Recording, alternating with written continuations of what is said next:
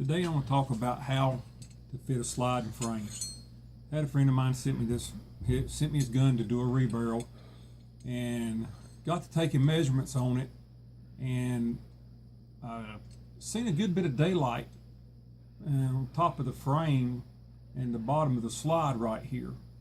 And I took a straight edge, laid it on here like that.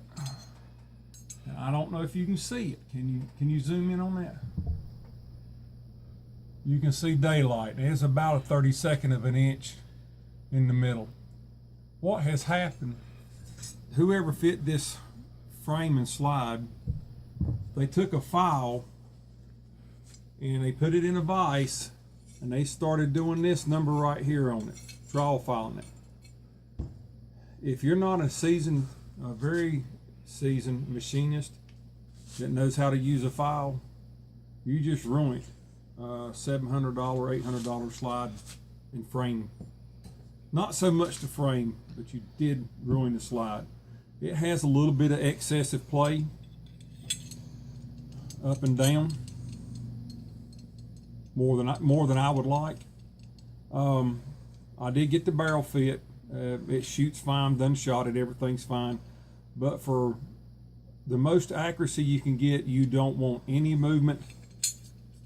If you grab the end of the slide, you don't want any movement this way, and you don't want any movement that way.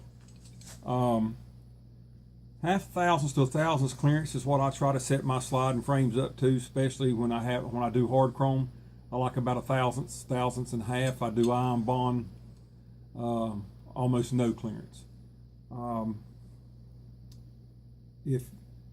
If you have a milling machine, which is fine, you can take your end mill. I'm gonna grab one right here.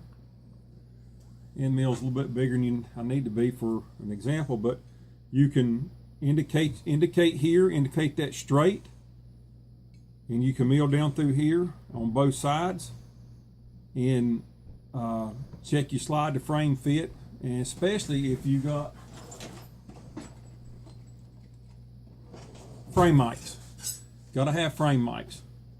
These are about $350 from Brown Ales. Everything I do with mics. I don't do with lapping compound. I don't use Dicom or a pin. I check everything with frame mics. And also I've got frame rails. Well, you check your frame rails. You want to know what the clearance is right here. You stick your frame rail in there. That's 116 thousandths. It's too thick. And we'll drop it down to 112. All right, that barely went in there. That's perfect. Then you take your frame mics. You measure rail mics. Measure your rail right here, and this one reads 105. So you do the math, 105 to 100, 112 to 105. That's a lot of clearance. I don't like that. That's a little bit too loose, but the gun shoots. It's still accurate, and it's okay. But I'm just telling everyone what not to do on how to fit the sliding frame. If you got any questions, please give me a call or contact me at Jeff@TommyGunsUSA.com, and I appreciate it.